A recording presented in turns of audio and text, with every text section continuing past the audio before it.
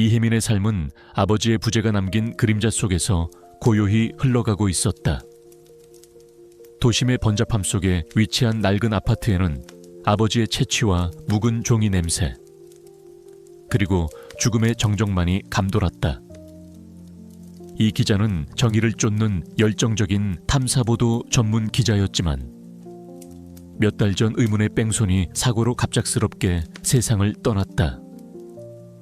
경찰은 운전자의 부주의로 인한 단순 사고로 결론 내렸지만 혜민의 마음속에는 풀리지 않는 의문과 슬픔이 뒤섞여 끊임없이 그녀를 짓눌렀다.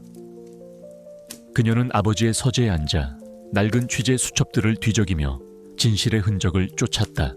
혜민의 유일한 위안은 아버지의 충직한 반려이자 친구였던 거대한 파란색 마카롱 앵무새. 하루였다. 하루는 이 기자가 불법 동물 거래 현장에서 구해온 특별한 존재였다.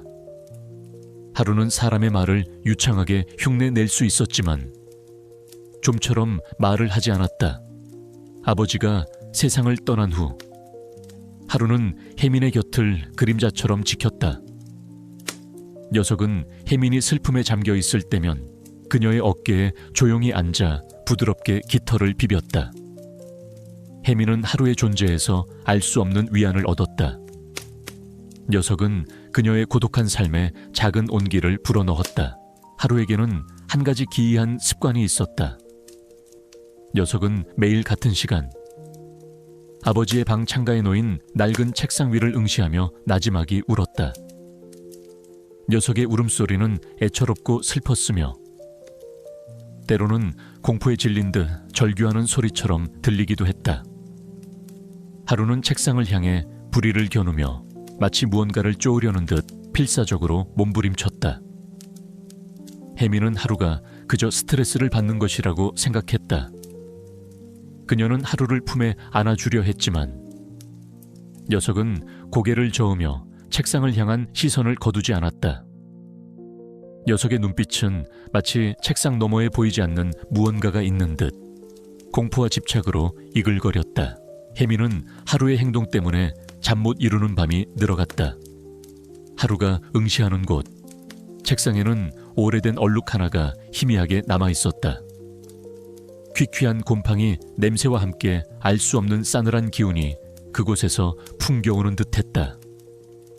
혜민은 대수롭지 않게 여겼지만 녀석의 끈질긴 울음소리는 그녀의 신경을 갉아먹었다. 이 집에는 오래된 소문이 있었다. 이 기자가 생전에 쫓던 거대 정치 스캔들에 대한 것이었다. 그는 사망 직전 자신의 목숨이 위험하다고 주변 사람들에게 경고했지만 아무도 그의 말을 심각하게 받아들이지 않았다.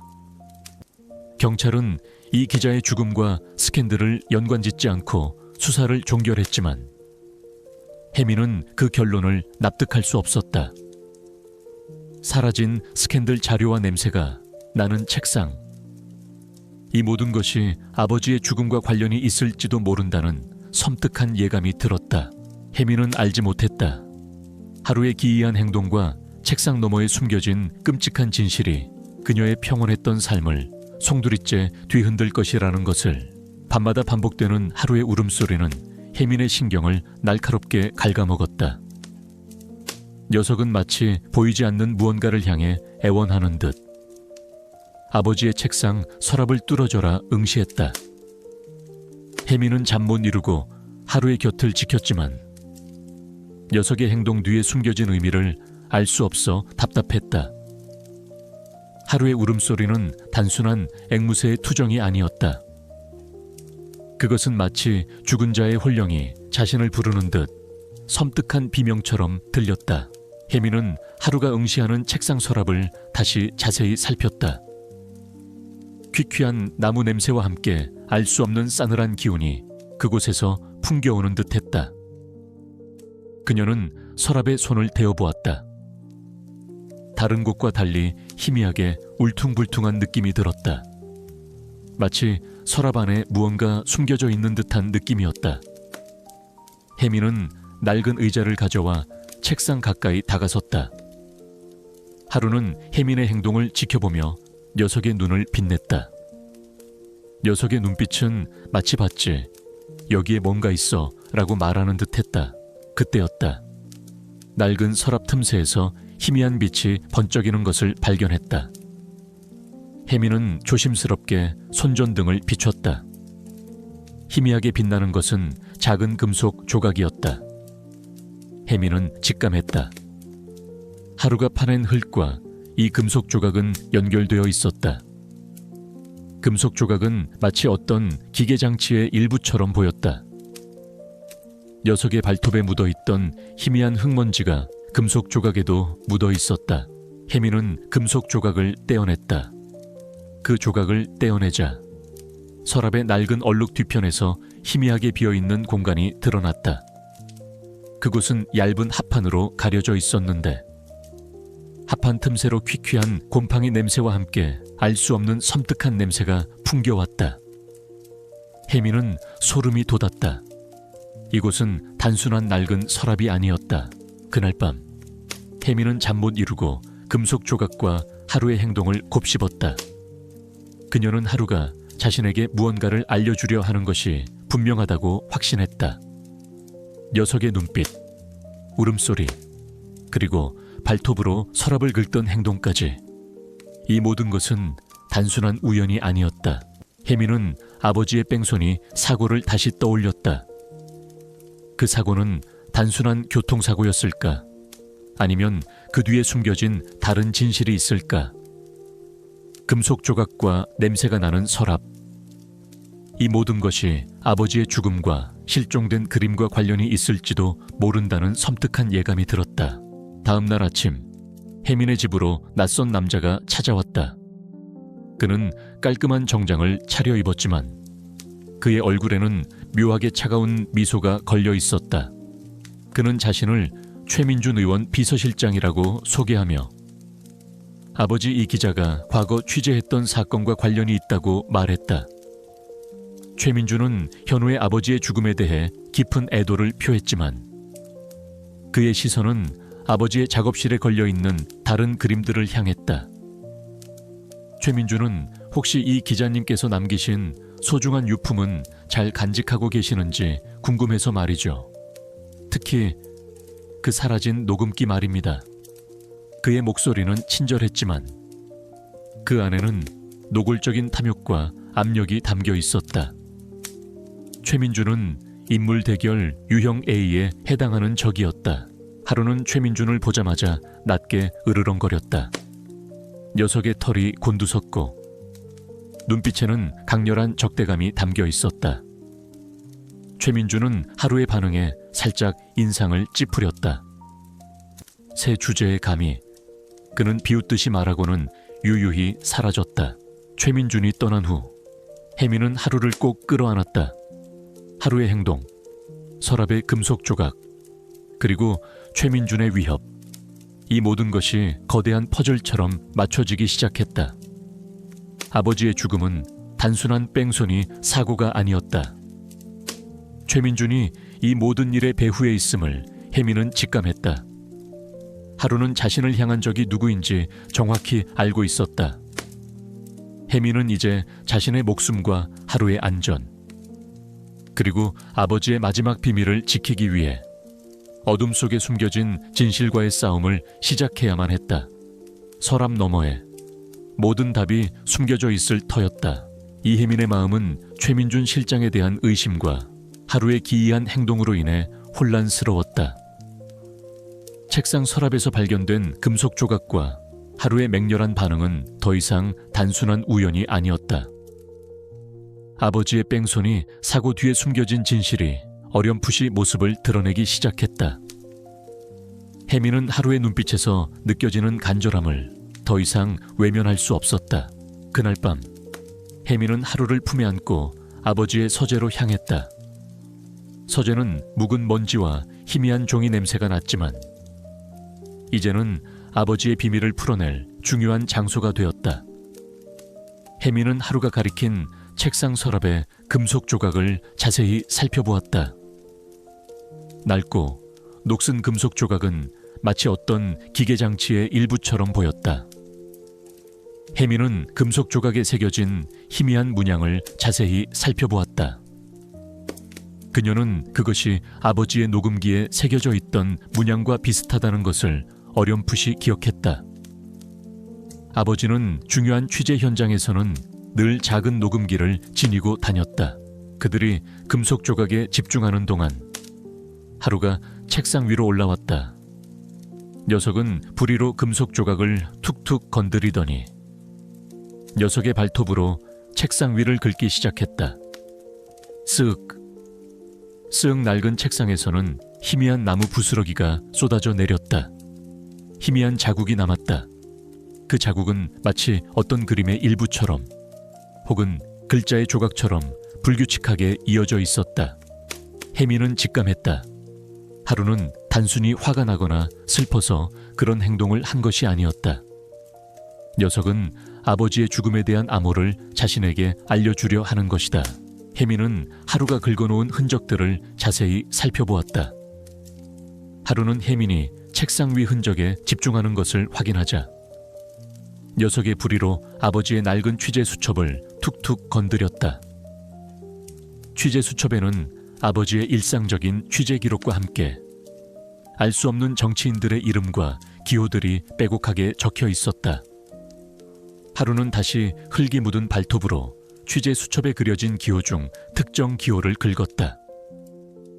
녀석의 행동은 마치 그 기호가 어떤 의미를 지니고 있음을 암시하는 듯했다. 혜민은 하루가 가리킨 기호들을 종이에 옮겨 적었다. 그것은 복잡한 정치 지형도의 일부처럼 보였지만 동시에 어떤 비밀 문서함의 접근 코드와 일치할 것 같은 느낌을 주었다. 혜민은 하루가 지시하는 대로 기호들을 조합하여 서재 벽 뒤편 낡은 책장 옆에 숨겨진 작은 나무판을 열었다. 드르륵 낡은 나무판이 마침내 열렸다.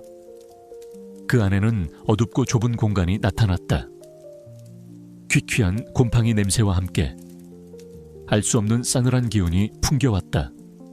그리고 가장 충격적인 것은 그 안에 낡은 USB 하나가 놓여 있다는 것이었다. USB 안에는 충격적인 내용물들이 들어있었다. 수십 장의 사진들과 함께 녹음 파일들이 빼곡하게 담겨 있었다. 사진 속에는 아버지 이 기자가 최민준 실장에게 협박당하는 모습, 그리고 최민준 실장이 뺑소니 사고 현장을 조작하는 모습이 담겨 있었다. 녹음 파일은 이 기자와 최민준 실장의 대화였다. 최민준 실장은 김민준 국회의원의 비서실장으로 김민준 국회의원이 연루된 거대한 정치 스캔들을 은폐하기 위해 이 기자를 살해했던 것이다. 녹음 파일의 마지막 부분에는 최민준 실장이 이 기자를 위협하고 이 기자가 비명을 지르며 쓰러지는 소리가 생생하게 담겨 있었다. 혜민은 충격에 말을 잇지 못했다. 아버지의 죽음은 단순한 뺑소니 사고가 아니었다. 최민준 실장이 김민준 국회의원의 지시를 받아 아버지를 살해하고 시신을 유기했던 것이다. 그리고 하루는 그 모든 것을 목격하고 아버지의 마지막 유언을 지키기 위해 필사적으로 노력했던 것이다. 하루가 그 남자 아니야 라고 반복했던 것은 아버지의 사고를 조작한 그 남자가 범인임을 알려주려 했던 것이다. 녀석의 발톱에 묻어있던 흙먼지와 붉은 반점은 바로 사고 현장에서 흐른 피의 흔적이었다. 혜민은 하루를 꼭 끌어안았다. 녀석의 몸이 떨리고 있었다. 혜민의 눈에서는 뜨거운 눈물이 흘러내렸다. 그녀는 아버지의 억울한 죽음과 하루의 헌신에 대한 미안함, 그리고 이제 자신이 짊어져야 할 거대한 진실 앞에서 혼란스러웠다. 그때 집안의 벨이 울렸다. 모니터를 확인하자 화면에는 최민준 실장이 서 있었다. 그는 환한 미소를 짓고 있었다. 혜민 씨, 혹시 집안에 불편한 점은 없으신지 궁금해서 들렀습니다. 특히 서재 쪽은 괜찮으신지. 그의 목소리는 친절했지만 그 눈빛은 섬뜩했다. 그는 이미 자신들의 비밀이 드러났음을 눈치채고 증거를 인멸하고 그들을 제거하려 찾아온 것이 분명했다. 하루는 최민준 실장을 보자마자 맹렬히 으르렁거렸다. 녀석의 털이 곤두섰고 눈빛에는 강렬한 적대감이 담겨 있었다. 최민준 실장의 그림자가 집안을 뒤덮는 듯했다. 혜민의 서재는 이제 최민준 실장의 그림자 아래 놓여 밤낮으로 위협받고 있었다. 벽 속에서 발견된 휴대폰과 녹음 파일, 그리고 하루의 맹렬한 반응은 아버지의 죽음이 단순한 뺑소니 사고가 아니라는 끔찍한 진실을 가리키고 있었다. 하루는 상처 입은 몸을 이끌고도 쉬지 않고 혜민을 재촉했다. 녀석의 눈빛은 마치 빨리 더 깊이 파헤쳐야 해 라고 말하는 듯 절박했다. 혜민은 하루가 찾아낸 휴대폰과 녹음 파일들을 분석했다. 녹음 파일에는 최민준 실장이 김민준 국회의원의 지시를 받아 아버지 이 기자를 협박하고 살해했던 모든 대화 내용이 고스란히 담겨 있었다. 그리고 이 기자가 비명을 지르며 쓰러지는 소리, 최민준 실장이 사고 현장을 조작하는 듯한 소리까지 생생하게 녹음되어 있었다. 혜민의 심장은 격렬하게 요동쳤다. 최민준 실장은 겉으로는 국회의원의 비서실장이었지만 사실은 살인자이자 거대한 정치 스캔들을 은폐하는 조직의 일원이었다. 하루는 그들 옆에 조용히 웅크리고 앉아 휴대폰을 응시했다. 녀석은 휴대폰에 저장된 사진들을 부리로 툭툭 건드렸다. 그곳은 아버지의 취재 현장 사진, 특히 김민준 국회의원의 비밀 정치자금 조성 현장 사진들이었다. 그리고 최민준 실장과 낯선 남자들이 서류 가방을 들고 드나드는 모습이 담긴 사진이었다. 하루는 녀석의 발톱으로 사진 속 특정 남자들의 얼굴을 긁으며 그들이 범죄 조직의 일원임을 암시하는 듯했다. 하루는 이 모든 것을 지켜보았고 특수 카메라로 촬영까지 했던 것이다. 혜민은 하루의 지능적인 행동에 다시 한번 경악했다. 하루는 단순한 앵무새가 아니었다. 녀석은 아버지의 죽음의 진정한 이유를 알고 있었고 최민준 실장이 숨긴 모든 범죄의 증거를 보여주려 했던 것이다. 하루의 눈빛은 우리가 볼 수 없는 집안의 깊은 곳, 즉 최민준 실장이 숨긴 진실의 심연을 보고 있었던 것이다. 그때였다. 창문 밖에서 희미한 인기척이 들려왔다. 최민준 실장의 부하들이었다. 그들은 혜민의 집을 24시간 감시하며 혜민이 아버지의 비밀을 파헤치기 시작했음을 눈치챈 듯했다. 낡은 검은색 승용차 한 대가 그들의 집 앞에 조용히 다가왔다. 차 안에는 건장한 남자 2명이 서 있었다. 그들은 최민준 실장의 그림자처럼 움직이는 해결사들이었다. 그들은 창문 밖에서 집안을 엿보려 했다. 이봐, 이혜민 쓸데없는 짓 하지 마라. 내 아버지의 죽음은 단순한 뺑소니 사고야. 괜히 건드리면 좋은 꼴 못 볼 거야. 그들의 목소리는 차갑고 섬뜩했다. 그들은 하루를 힐끗 보더니 코웃음을 쳤다. 미친 앵무새 따위가 뭘 안다고 어차피 곧 죽을 텐데. 그들의 말은 노골적인 위협이었다. 혜민은 경찰에 신고하려 했지만 태준이 만류했다. 안 돼요. 혜민 씨, 최민준 국회의원은 이미 경찰 고위층까지 매수했을 가능성이 커요. 우리가 움직이는 순간 최민준 실장은 모든 것을 은폐하고 증거를 파기할 거예요. 우리는 지금 고립된 상황이에요. 태준의 말은 차가운 현실이었다. 그들은 누구도 믿을 수 없었다. 이 싸움은 오직 자신들만의 외로운 싸움이었다. 하루는 혜민의 불안감을 감지한 듯 녀석의 발톱으로 그의 팔을 툭툭 건드렸다. 녀석의 눈에서 희미한 빛이 번뜩였다. 마치 내가 그 모든 것을 봤어. 나를 믿어줘. 우리가 함께 싸워야 해 라고 말하는 듯 했다. 시간은 속절없이 흘렀다. 그들은 마침내 아버지의 서재에 숨겨진 비밀 통로와 그곳에 숨겨진 불법 정치 자금 거래 및 살인에 대한 결정적인 증거를 파악하는 데 성공했다. 그곳에는 최민준 실장이 자신의 범죄를 숨기기 위해 설치한 지하 감시 시스템이 있었다. 이 시스템은 이 기자가 취재 중 우연히 최민준 실장의 불법 거래 현장을 목격하자 그를 살해하고 그의 죽음을 조작했던 장치였다. 하루는 이 모든 것을 목격했고 자신의 특별한 감각으로 진실을 감지했던 것이다. 그리고 그들은 가장 충격적인 진실과 마주했다. 최민준 실장은 오늘 밤 자정 이 시스템을 통해 마지막으로 불법 거래한 정치 자금들을 해외로 밀반출할 계획이었다. 그의 목표는 자신의 범죄를 완전히 숨기고 막대한 이익을 얻어 영원히 잠적하는 것이었다. 시간은 24시간도 채 남지 않았다. 그들이 나서지 않으면 아버지의 억울함은 영원히 묻히고 최민준 실장의 범죄는 세상에 드러나지 않을 터였다. 그 순간 혜민의 휴대폰으로 익명의 문자가 날아왔다. 발신자 번호는 알 수 없었다. 내 놈의 어리석은 짓은 이제 끝이야. 더 이상 파헤치려 들면 네 목숨뿐만 아니라 그 병든 앵무새도 똑같은 운명을 맞이할 것이다.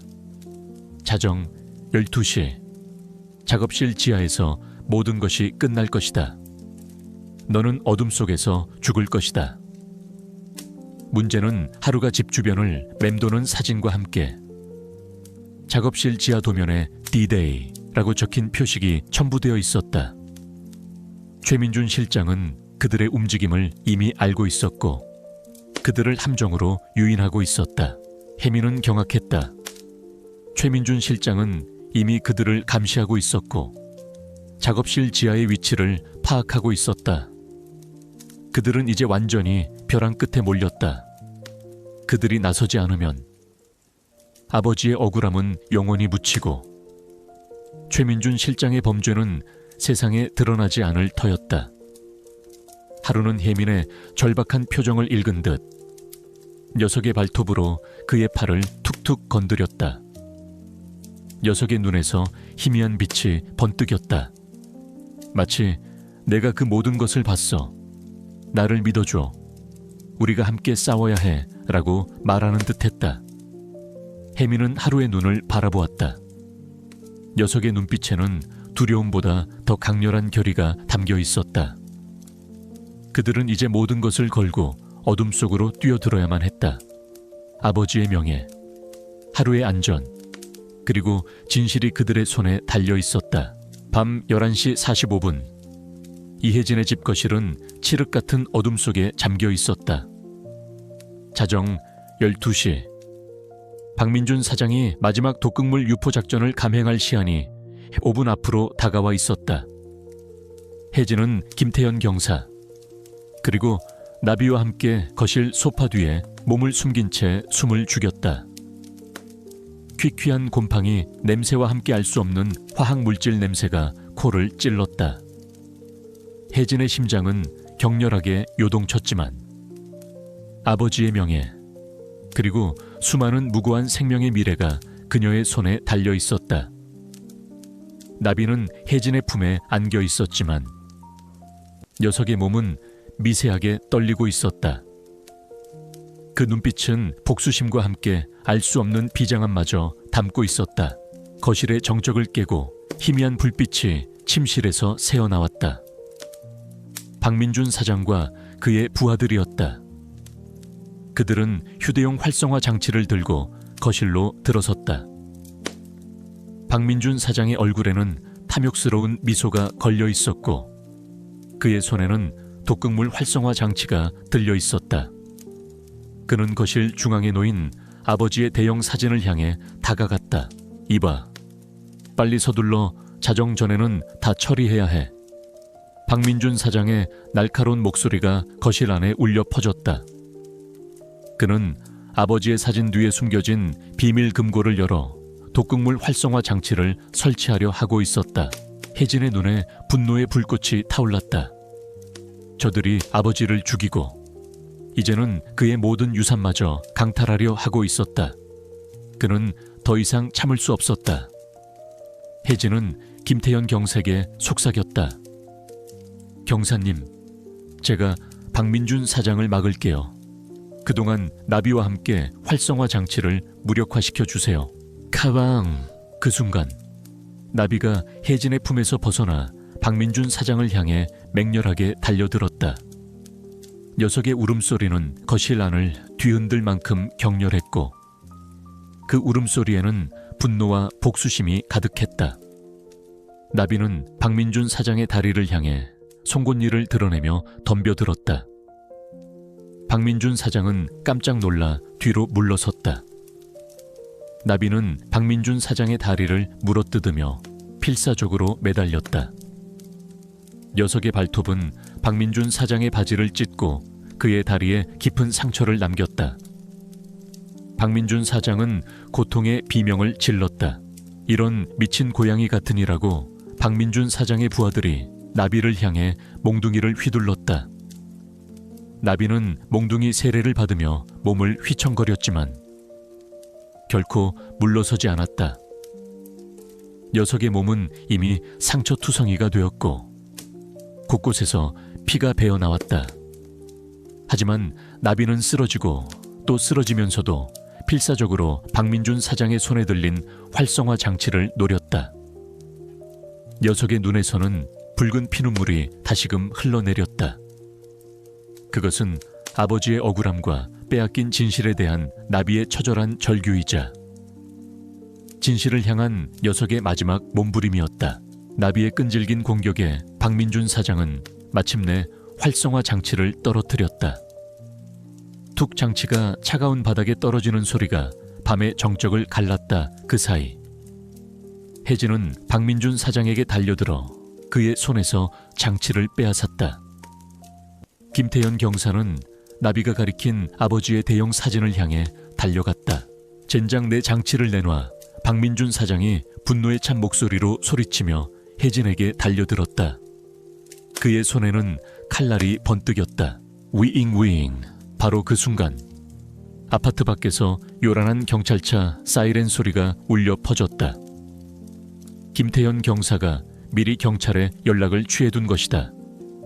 늦은 밤 고요한 주택가에서 들려오는 사이렌 소리는 마치 천둥 소리처럼 울려 퍼졌고 박민준 사장과 그의 부하들의 얼굴은 공포로 질렸다. 경찰 특공대가 현관문을 부수고 안으로 들이닥쳤다. 박민준 사장과 그의 부하들은 당황하여 도망치려 했지만 이미 경찰에 의해 포위된 상황이었다. 박민준 사장은 거실 바닥에 떨어져 있는 활성화 장치를 보며 얼굴이 하얗게 질렸다. 그는 필사적으로 발뺌하려 했지만 이미 모든 것이 끝난 뒤였다. 경찰은 박민준 사장과 그의 부하들을 즉시 체포했다. 박민준 사장은 마지막까지 이 고양이가 모든 것을 망쳤어 라며 나비를 향해 증오심 어린 눈빛을 보냈다. 나비는 혜진의 품에 안겨 녀석의 몸은 미세하게 떨리고 있었지만 그 눈빛은 이제 승리와 함께 깊은 평온함으로 가득했다. 녀석의 붉은 피눈물은 더 이상 흐르지 않았다. 대신 녀석의 눈가에는 투명한 눈물이 고였다.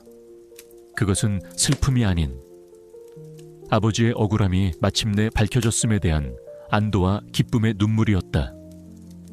혜진은 나비의 털을 쓰다듬었다. 녀석의 발톱에 묻어있던 것은 더 이상 피나 흙먼지가 아니었다.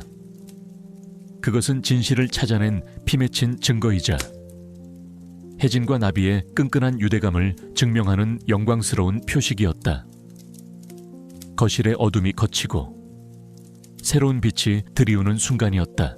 경찰과 수사관들이 박민준 사장 일당을 연행해 간 후 이혜진의 아파트는 새벽의 차가운 공기 속에 덩그러니 남겨졌다. 격렬했던 싸움의 흔적들, 어지럽혀진 가구들, 그리고 희미하게 남은 핏자국이 모든 것이 현실이었음을 증명하고 있었다.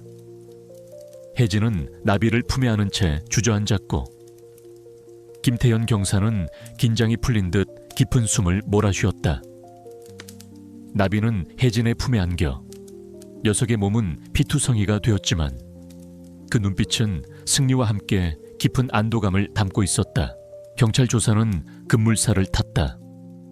나비가 찾아낸 녹음기, 아버지의 연구 노트, 그리고 박민준 사장의 USB에서 발견된 횡령 및 살인 증거들은 결정적이었다. 녹음기에는 박민준 사장이 이 박사를 살해하고 독성 물질을 개발하여 대규모 독극물 테러를 감행하려 했던 모든 대화 내용이 고스란히 담겨 있었다. 박민준 사장은 이 박사의 죽음을 단순한 교통사고로 위장했던 것이다. 그는 살인, 독극물 제조 및 유포 시도, 사기, 증거인멸 등 중대한 혐의로 기소되어 법의 심판대 위에 섰다. 이 박사의 억울함이 만천에 드러났고 사회는 이 사건의 충격적인 진실 앞에 경악했다. 며칠 후 모든 사건이 정리되고 혜진의 삶에는 비로소 깊은 평화가 찾아왔다. 아버지의 억울함이 풀리고 진범이 처벌받는 과정을 지켜보며 혜진의 마음속 깊이 응어리졌던 슬픔과 분노는 조금씩 치유되기 시작했다. 그녀는 더 이상 불안과 의심 속에 살지 않았다. 혜진은 아버지의 명예를 회복하고 박민준 사장 일당에게서 환수된 불법 수익금과 보상금을 활용하여 나비의 치유 재단을 설립했다. 이 재단은 나비의 사례를 본보기 삼아 동물들이 의학적 발견이나 범죄 수사에 기여할 수 있도록 돕는 동물 증인 지원 프로그램을 운영하는 데 주력했다. 또한 독극물에 노출되었거나 난치병을 앓는 사람들을 위한 의료비 및 심리 상담을 제공했다. 재단은 언론과 시민들의 큰 지지를 받으며 빠르게 성장해 나갔고 혜진은 재단의 운영에 직접 참여하며 자신의 경험과 아버지의 희생을 바탕으로 많은 이들에게 희망을 주었다. 김태현 경사 또한 이 사건을 통해 탁월한 수사 능력과 뛰어난 통찰력을 인정받아 특진했다. 그는 강력계의 유능한 인물로 성장했으며 혜진과 함께 재단의 자문위원으로 활동했다. 그는 나비의 치유재단의 중요한 기둥이 되어 동물 증인 지원 프로그램의 체계적인 구축과 운영을 이끌었다. 그의 사무실 벽에는 나비가 가져온 녹음기와 아버지의 연구노트, 사본이 나란히 놓여 있었다. 나비는 최고의 수의사에게 치료를 받고 건강을 완전히 회복했다. 녀석의 몸에 난 상처와 박민준 사장에게 물린 다리의 상처는 이제 아버지의 억울함을 밝혀낸 영광스러운 증표가 되었다. 나비는 더 이상 붉은 피눈물을 흘리지 않았다. 녀석의 눈빛은 이전의 절박함이나 광기 대신 깊은 평온함과 사랑으로 가득했다. 밤이 되면 녀석은 혜진의 침대 발치에 조용히 웅크리고 잠들었고 혜진은 나비의 규칙적인 숨소리를 들으며 비로소 편안한 잠에 들 수 있었다. 나비는 혜진의 가장 든든한 동반자이자 삶의 마지막 퍼즐 조각이었다. 혜진은 이제 나비가 아버지 사진을 할퀴었던 이유를 완벽하게 이해했다. 녀석은 혜진을 해치려 한 것이 아니라 피 맺힌 사랑과 절박함으로 아버지의 비밀을 알려주고 그에게 위험을 경고했던 것이다. 나비의 붉은 피눈물은 단순한 슬픔의 표현이 아니었다. 그것은 아버지의 억울함을 외치는 처절한 절규이자 혜진을 향한 필사적인 믿음과 사랑의 증표였다. 혜진은 나비와의 깊어진 유대감 속에서 잃어버렸던 삶의 의미를 되찾고 새로운 희망을 품게 되었다. 그들은 이제 단순한 주인과 반려묘가 아니었다. 그들은 서로의 삶을 구원한 진정한 동반자이자 가족이었다. 이 새로운 평화 속에서 혜진과 나비는 앞으로 다가올 어떤 시련도 함께 헤쳐나갈 준비가 되어 있었다. 세월은 흘렀지만 이혜진과 그녀의 충직한 반려묘 나비의 이야기는 아파트 단지를 넘어 전국에 울려 퍼졌다. 박민준 사장의 탐욕과 잔혹한 범죄는 사회에 큰 충격을 주었지만 나비의 기적 같은 활약은 인간과 동물의 유대감이 얼마나 강력한 힘을 지니는지 증명하는 살아있는 증거가 되었다. 혜진은 아버지의 명예를 되찾은 의학 연구가로, 나비는 세상을 치유한 영웅 고양인으로 불리며 존경받았다. 이혜진은 나비의 치유 재단을 통해 활발한 사회활동을 이어갔다. 재단은 아버지 이 박사가 발견한 의학적 지식을 바탕으로 난치병 치료 연구를 지원하고 박민준 사장의 독극물에 노출되었던 환자들을 위한 의료비 및 심리상담을 제공하는 데 주력했다. 또한 나비의 사례를 본보기 삼아 동물들이 과학적 발견이나 범죄 수사에 기여할 수 있도록 돕는 동물 증인 지원 프로그램을 운영하는 데 중점을 두었다. 이 프로그램은 수많은 미제 사건의 해결에 결정적인 단서를 제공하며 사회의 어두운 그림자를 걷어내는 데 크게 기여했다. 재단은 정부와 시민들의 적극적인 후원 속에 빠르게 성장해 나갔고 혜진은 재단의 운영에 직접 참여하며 자신의 경험과 아버지의 희생을 바탕으로 많은 이들에게 희망을 주었다. 김태현 경사 또한 이 사건을 통해 탁월한 수사 능력과 뛰어난 통찰력을 인정받아 특진했다. 그는 강력계의 유능한 인물로 성장했으며 혜진과 함께 재단의 자문위원으로 활동했다. 그는 나비의 치유재단의 중요한 기둥이 되어 동물 증인 지원 프로그램의 체계적인 구축과 운영을 이끌었다.